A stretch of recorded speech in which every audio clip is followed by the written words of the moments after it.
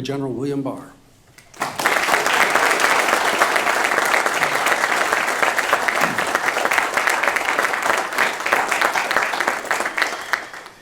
Thank you very much, Andrew, for your kind introduction. And I'd like to say that I really appreciate the work that Andrew and Matt, our U.S. attorneys for the Eastern and Western District of Michigan, are doing here for the people of Michigan and all the law enforcement community from Michigan that is here today. We really appreciate your work. And as Andrew said, after my remarks, they're going to put on a presentation on the China Initiative, which I think you'd find very interesting. So if you have the time, I urge you to stay for that. And I'd like to thank the leadership and staff of the Gerald R. Ford Presidential Museum, especially Elaine Didier, for hosting this event. And also thank the Ford Presidential Foundation and its executive director, Joe Calvaruso. Even under normal circumstances, it's hard to put together an event like this, but in the current circumstances, it's especially challenging, and I really appreciate it. And I really appreciate all of you who've come. I know many have come from around the state, and I appreciate the effort that was made to be here for these remarks. I was last in Grand Rapids maybe 30 years ago, John. John Smetanka from here was one of my principal deputies when I was Deputy Attorney General and stayed on while I was Attorney General. He was the U.S. Attorney here in the Western District, so John, it's great to see you here. I feel a special bond to the Ford administration, so it's appropriate to be here today for these remarks, because I started out in the CIA in 1973, and then President Ford took office, and because of what was going on at the agency, I had the privilege of working closely with many of the superb people that he brought into government, many of whom I had the opportunity to work with over the years, and several of whom were my mentors. One of the people I met was the Attorney General at that time, Ed Levy, who President Ford had made Attorney General, and his portrait is up in my conference room, and his grandson, Will Levy, is my Chief of Staff. So, as I say, I feel especially close to the Ford administration. While I wasn't a political appointee in that administration, many of the political appointees I've worked with over the years were really cut their teeth during the Ford administration. I'm privileged to speak here today about what may prove to be the most important issue for our nation and the world in the 21st century, and that is the United States response to the global ambitions of the Chinese Communist Party. The CCP rules with an iron fist over one of the great ancient civilizations of the world. It seeks to leverage the immense power, productivity, and ingenuity of the Chinese people to overthrow the rule-based international system and to make the world safe for dictatorship. How the United States responds to this challenge will have historic implications and will determine whether the United States and its liberal democratic allies will continue to shape their own destiny, or whether the CCP and its autocratic tributaries will control the future. You know, since the 1890s, at least, the United States has been the technological leader of the world. And from that prowess has come our prosperity, the opportunity for generations of Americans, and our security. It's because of that we were able to play such a pivotal role in world history by turning back the threat of fascism and the threat of communism. What's at stake these days is whether we can maintain that leadership position and that technological leadership? Are we going to be the generation that has allowed that to be stolen, which is really stealing the future of our children and our grandchildren? Several weeks ago, the National Security Advisor, Robert O'Brien, spoke about the CCP's ideology and global ambitions. He declared, and I agree, that the days of American passivity and naivete regarding the People's Republic of China are over. And last week, the FBI Director, Chris Wray, described how the CCP pursues its ambitions through the nefarious and even illegal conduct, including industrial espionage, theft, extortion, cyber attacks, and malign influence activities. In the coming days, you will hear from Secretary Mike Pompeo, who will sum up what is at stake for the United States and the free world. Now, Chris Wray told me that shortly after his speech last week, one of the leaders of the Chinese Communist Party pronounced that his speech was particularly disgusting. I told him that I was going to aim today to be despicable. But I'll settle for especially disgusting. But no matter how the Chinese seek to characterize it, I do hope that my speech and Mike Pompeo's speech will encourage the American people to reevaluate their relationship with China, so long as it continues to be ruled by the Chinese Communist Party. It is fitting that we're here today at the Ford Presidential Museum. Gerald Ford served in the highest echelons of the government at the dawn of America's re-engagement with China, which began obviously with President Nixon in 1972. And 3 years later, in 1975, President Ford visited China for a summit with PRC leaders, including Mao Zedong. At the time, it was unthinkable that China would emerge after the Cold War as a near peer competitor of the United States. And even then, there were signs of China's immense latent power. In the joint report of their visit to China in 1972, House Majority Leader Hale Boggs and then Minority Leader Gerald Ford wrote, "If she manages to achieve as she aspires, China in the next half century can emerge as a self-sufficient power of 1 billion people." This last impression of the reality of China's colossal potential is perhaps the most vivid of our journey. As our small party traveled through that boundless land, this sense of a giant stirring, a dragon waking, gave us much to ponder. It is now nearly 50 years later, and the prescient ponderings of these two congressmen have come to pass. Deng Xiaoping, whose economic reform launched China's remarkable rise, had a famous motto: hide your strength, bide your time. That is precisely what China has done. China's economy has quietly grown from about 2% of the world's GDP in 1980 to nearly 20% today. And by some estimates based on purchasing power parity, the Chinese economy is already larger than ours. The General Secretary of the Chinese Communist Party, Xi Jinping, who has centralized power to a degree not seen since the dictatorship of Mao Zedong, now speaks openly of China moving closer to the center stage, building a socialism that is superior to capitalism, and replacing the American dream with the Chinese solution. China is no longer hiding its strength, nor biding its time. From the perspective of its communist rulers, China's time has arrived.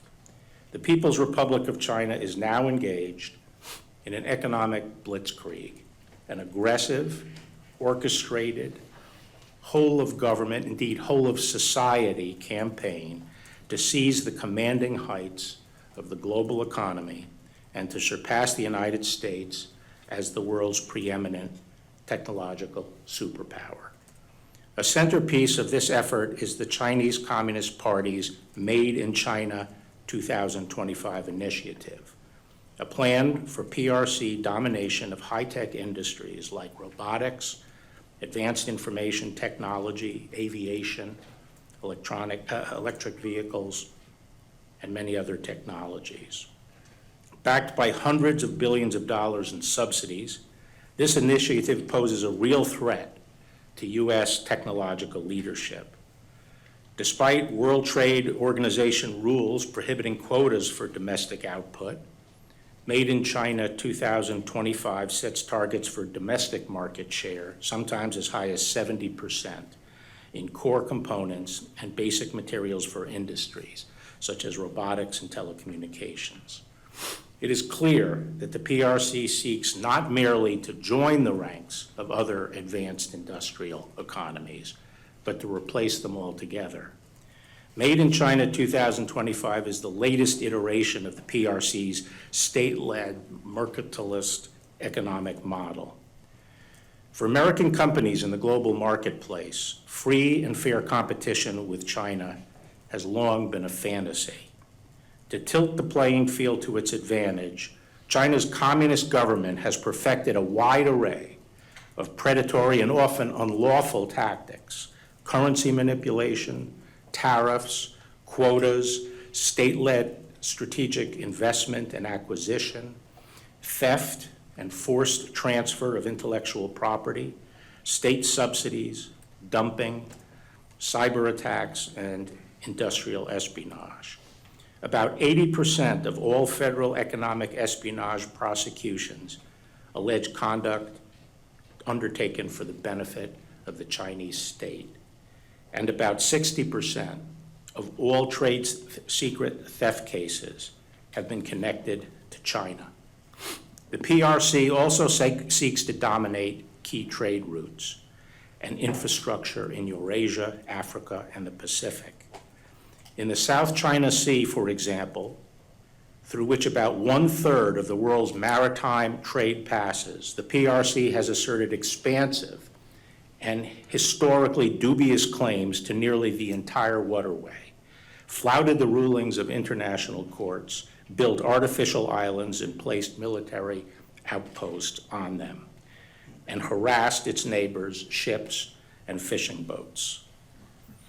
Another ambitious project to spread its power and influence is the PRC's Belt and Roads Infrastructure Initiative.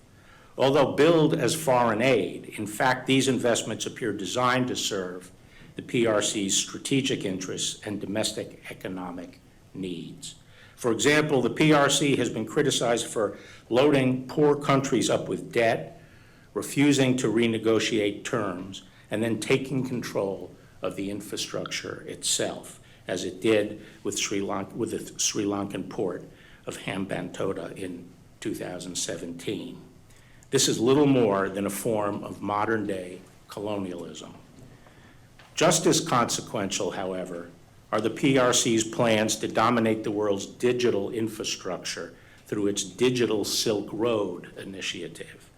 I have previously spoken at length about the grave risks of allowing the world's most powerful dictatorship to build the next generation of global telecommunications networks known as 5G. Perhaps less widely known are the PRC's efforts to surpass the United States in other cutting-edge fields like artificial intelligence. Through innovations such as machine learning and big data, artificial intelligence allows machines to mimic human functions, such as recognizing faces, interpreting spoken words, driving vehicles, and playing games of skill, much like chess or even the more complex Chinese game of Go. In 2017, Beijing unveiled its Next Generation Artificial Intelligence Plan, a blueprint for leading the world in AI by 2030. Whichever nation emerges as the global leader in AI will be best positioned to unlock not only its considerable economic potential, but a range of military applications, such as the use of computer vision to gather intelligence. The PRC's drive for technological supremacy is complemented by its plan to monopolize rare earth materials, which play a vital role in industries such as consumer electronics, electric vehicles, medical devices, and military hardware. According to the Congressional Research Service, from the 1960s to the 1980s, the United States led the world in rare earth production. Since then, production has shifted almost entirely to China, in large part due to the lower labor costs and lighter economic and environmental regulation.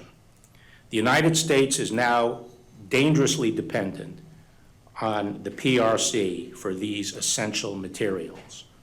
Overall, China is America's top supplier, accounting for about 80% of our imports. The risk of dependence are real.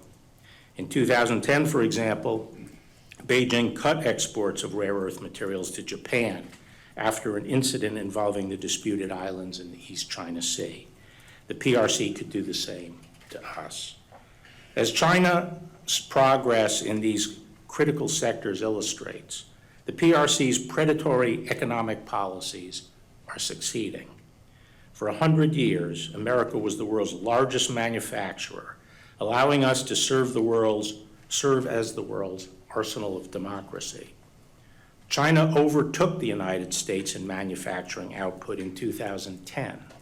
The PRC is now the world's arsenal of dictatorship. How did China accomplish all this? No one should underestimate the ingenuity and industry of the Chinese people.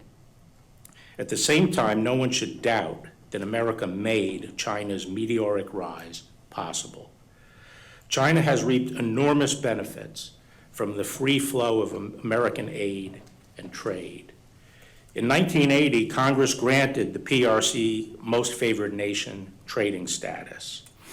In the 1990s, American companies strongly supported the PRC's accession to the World Trade Organization and the permanent normalization of trade relations. Today, U.S.-China trade totals about $700 billion. Last year, Newsweek ran a cover story titled, "How America's Biggest Companies Made China Great Again." The article details how China's communist leaders lured American business with the promise of market access, and then, having profited from American investment and know-how, turned increasingly hostile. The PRC used tariffs and quotas to pressure American companies to give up their technology and form joint ventures with Chinese companies. Regulators then discriminated against American firms using tactics like holding up permits. Yet few companies, even Fortune 500 giants, have been willing to bring formal trade complaints for fear of angering Beijing. Just as American companies have become dependent on Chinese markets, the United States as a whole now relies on the PRC for many vital goods and services. The COVID-19 pandemic has shone a spotlight on that dependency. For example, China is the world's largest producer of certain protective equipment, such as face masks and medical gowns. In March, as the pandemic spread around the world, the PRC hoarded the masks for itself, blocking producers, including American companies, from exporting them to other countries that needed it. It then attempted to exploit the shortage for propaganda purposes, shipping limited quantities of often defective equipment, and then requiring foreign leaders to publicly thank Beijing for these shipments. China's dominance of the world's markets for medical goods goes beyond masks and gowns. It has become the United States' largest supplier of medical devices, while at the same time discriminating against American medical companies in China. China's government has targeted foreign firms for greater regulatory scrutiny, instructed Chinese hospitals to buy products made in China, and pressured American firms to build factories in China where their intellectual property is more vulnerable to theft. As one expert has observed, American medical device manufacturers are effectively creating their own competitors. America has also depends on Chinese supply chains in other vital sectors, especially pharmaceuticals. America remains the global leader in drug discovery, but China is now the world's largest producer of active pharmaceutical ingredients known as APIs. As one Defense Health Agency official noted, should China decide to limit or restrict the delivery of APIs on the United States, it could result in severe shortages of pharmaceuticals for both domestic and military uses. To achieve dominance in pharmaceuticals, China's rulers went to the same playbook that they've used to gut other American industries. In 2008, the PRC designated pharmaceutical production as a high-value added industry and boosted Chinese companies with subsidies and export tax rebates. Meanwhile, the PRC has systematically preyed on American companies. American firms' well-known obstacles in the Chinese health market include drug approval delays, unfair pricing limitations, IP theft, and counterfeiting. Chinese nationals working as employees at pharma companies have been caught stealing trade secrets both in America and in China. And the CCP has long engaged in cyber espionage and hacking of U.S. academic medical centers and healthcare companies. In fact, PRC-linked hackers have targeted American universities and firms in a bid to steal the IP related to coronavirus treatments and vaccines, sometimes disrupting the work of our researchers. Having been caught covering up the coronavirus outbreak, Beijing is desperate for a public relations coup and may hope that it will be able to claim credit for any medical breakthroughs. As all of these examples should make clear, the ultimate ambition of China's rulers isn't to trade with the United States, it is to raid the United States.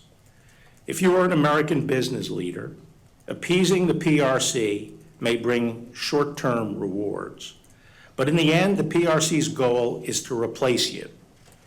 As a U.S. Chamber of Commerce report put it, the belief by foreign companies that large financial investments and sharing of expertise and significant technology transfers would lead to an ever-opening China market is being replaced by boardroom banter that win-win in China means China wins twice. Although Americans hope that trade and investment would liberalize China's political system, the fundamental character of the regime has never changed. As its ruthless crackdown of Hong Kong demonstrates once again, China is no closer to democracy today than it was in 1989 when tanks confronted pro-democracy protesters in Tiananmen Square. It remains an authoritarian, one-party state in which the Chinese Communist Party wields absolute power, unchecked by popular elections, the rule of law, or an independent judiciary.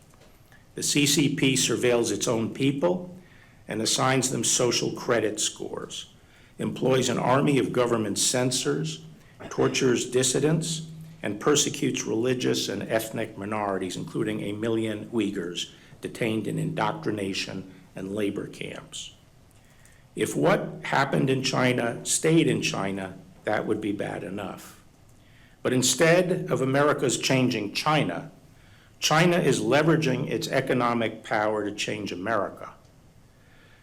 As this administration's China strategy recognizes, the CCP's campaign to compel ideological conformity does not stop at China's borders. Rather, the CCP seeks to extend its influence around the world, including on American soil. All too often, for the sake of short-term profits, American companies have succumbed to that influence, even at the expense of freedom and openness in the United States. Sadly, examples of American business bowing to China are legion. Take Hollywood. Hollywood's actors, producers, and directors pride themselves on celebrating freedom and the human spirit. And every year at the Academy Awards, Americans are lectured about how this country falls short of Hollywood's ideals of social justice.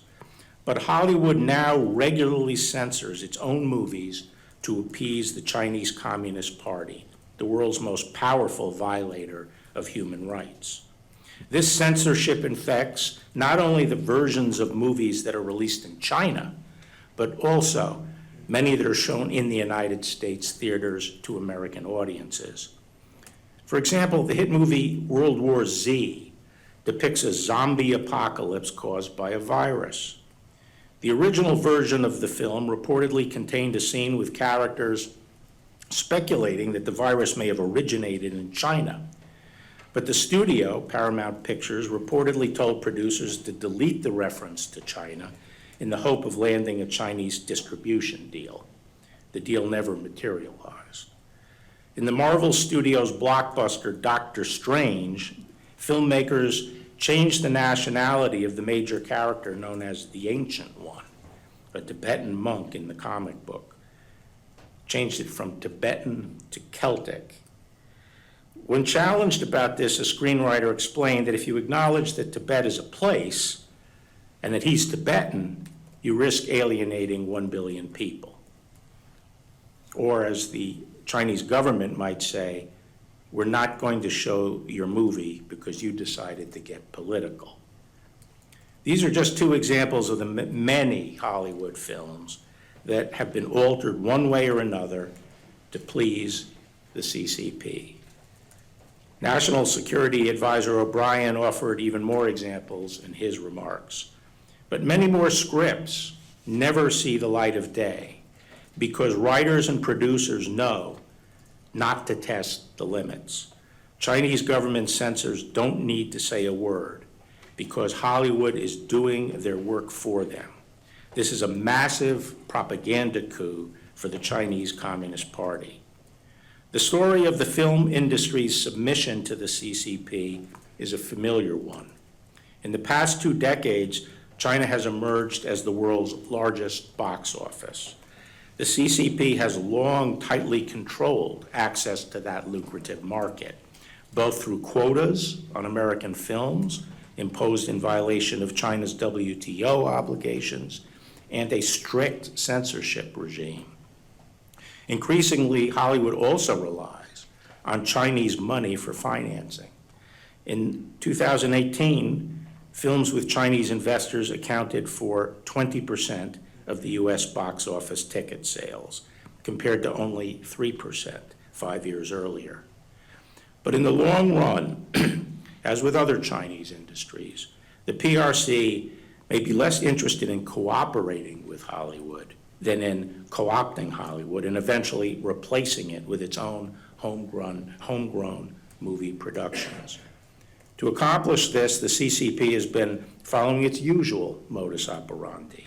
By imposing a quota on American films, the CCP pressures Hollywood studios to form joint ventures with Chinese companies, who then gain US technology and know-how.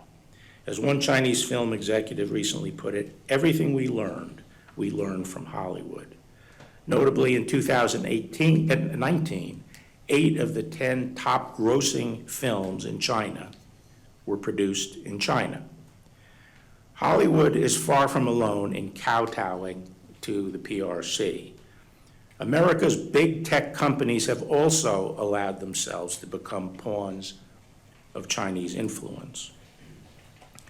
In the year 2000, when the United States normalized trade relations with China, President Clinton hailed the new century as one in which liberty will be spread by cell phone and cable modem.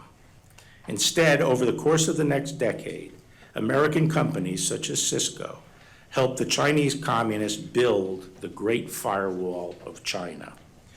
the world's most sophisticated system for internet surveillance and censorship. Over the years, corporations such as Google, Microsoft, Yahoo, and Apple have shown themselves all too willing to collaborate with the CCP. For example, Apple recently removed the news app Quartz from its App Store in China after the Chinese government complained about the coverage of Hong Kong democracy protests. Apple also removed the apps for virtual private networks, which had allowed users to circumvent the Great Firewall, and eliminated pro-democracy songs from the Chinese music store.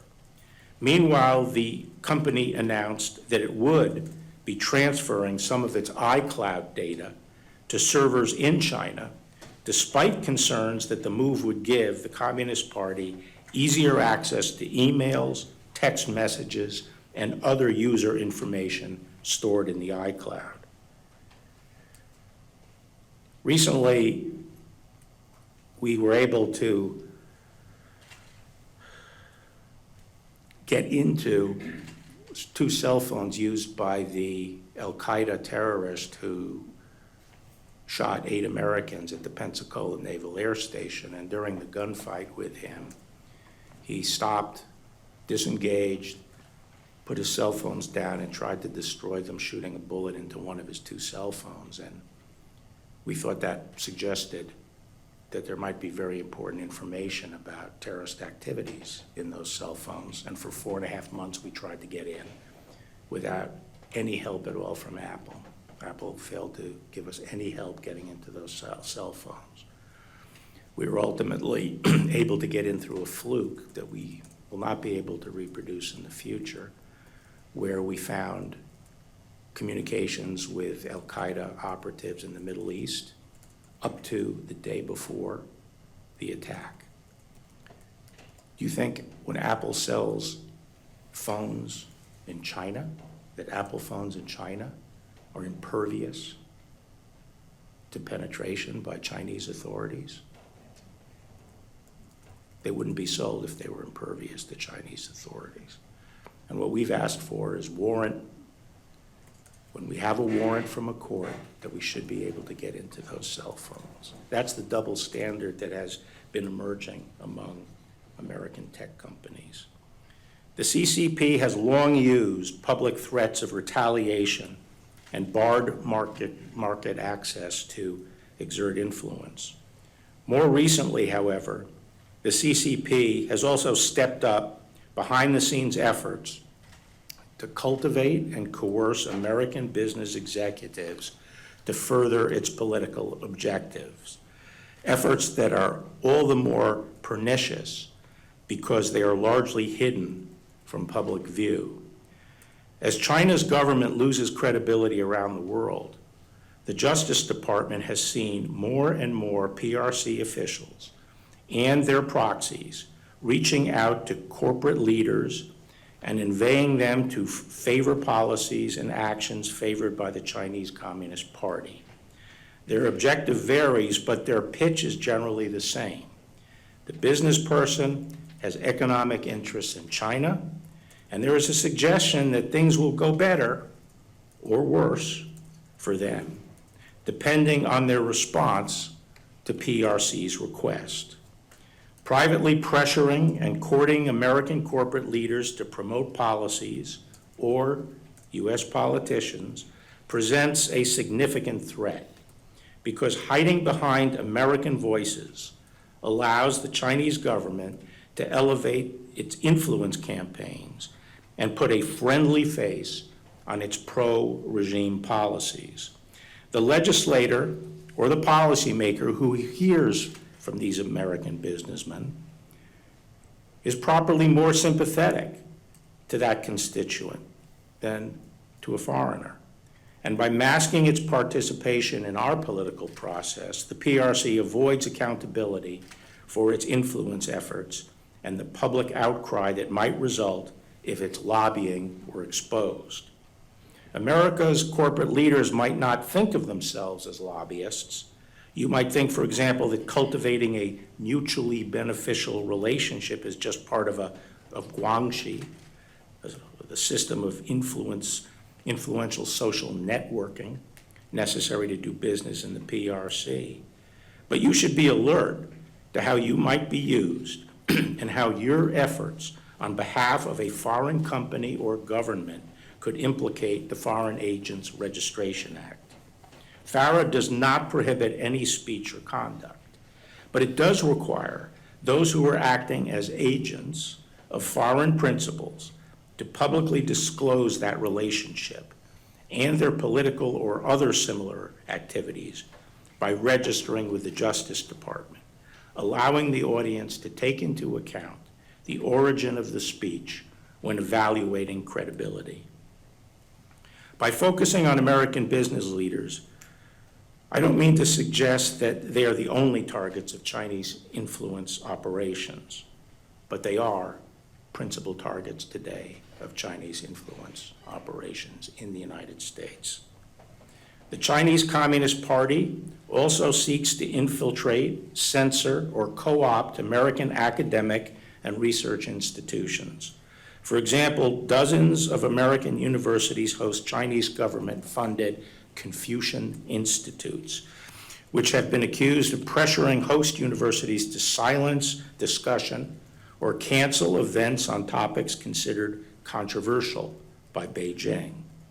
Universities must stand up for each other, refuse to let the CCP dictate research efforts or suppress diverse voices, support colleagues and students who wish to speak their minds, and consider whether any sacrifice of academic integrity or freedom is worth the price of appeasing the CCP's demands. In a globalized world, American corporations and universities alike may view themselves as global citizens rather than as American institutions. But they should remember that what allowed them to succeed in the first place was the American free enterprise system, the rule of law, and the security afforded by America's economic, technological, and military strength. Globalization does not always point in the direction of greater freedom.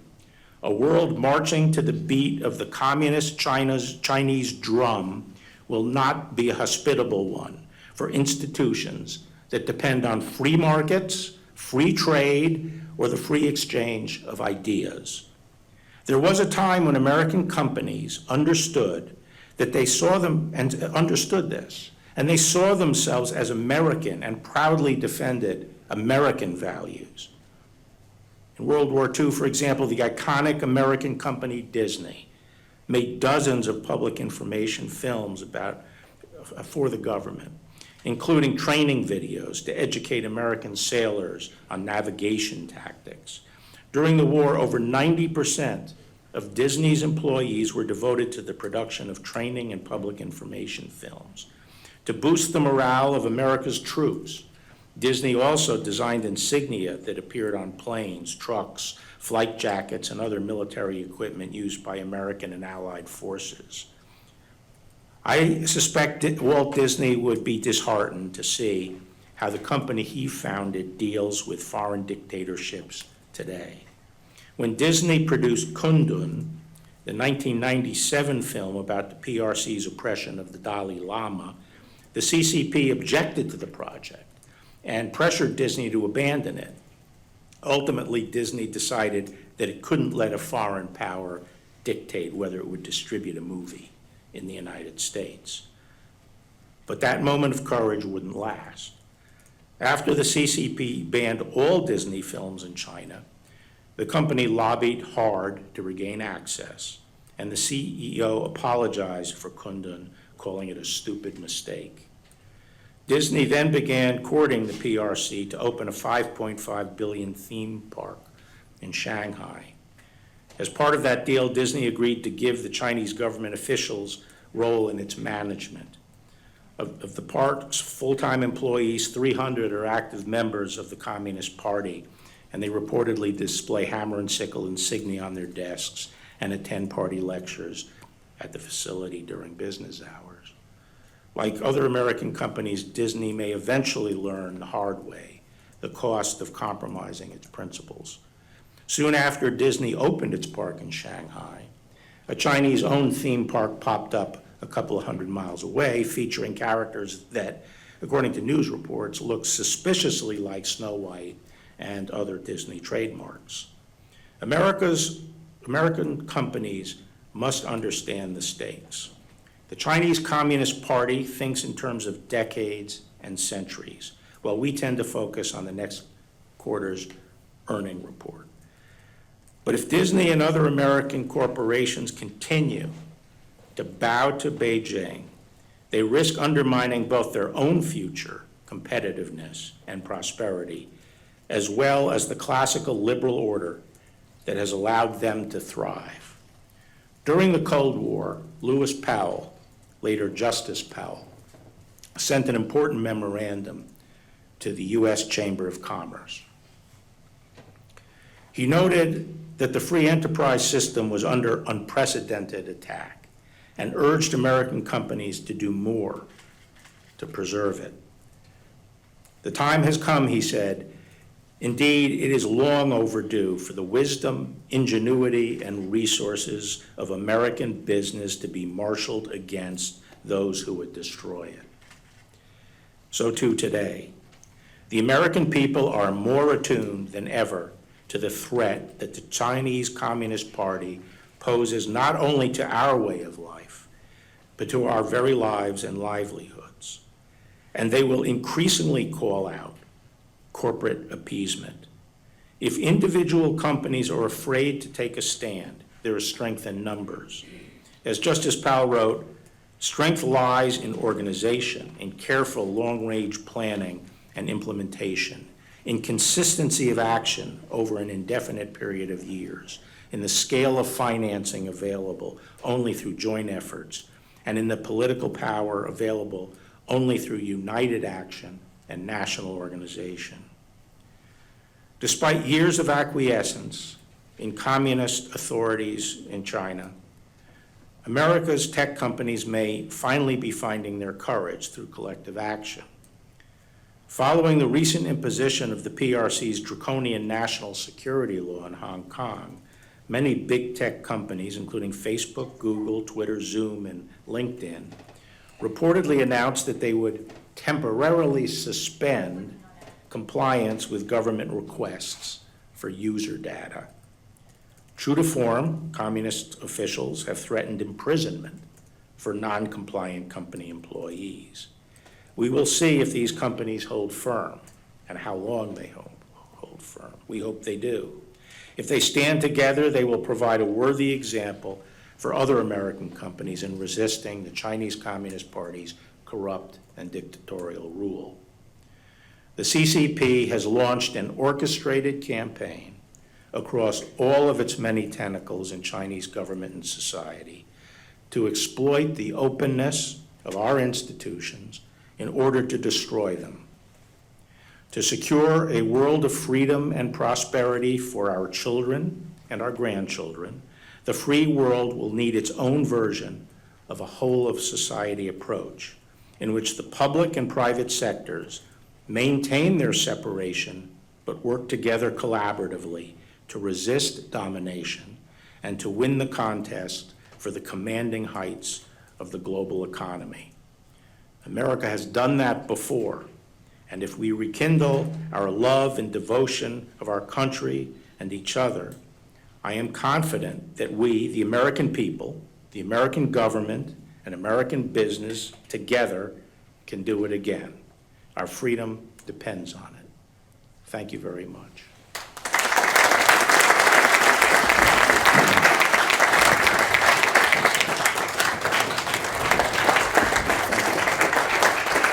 Thank you. Thank you very much.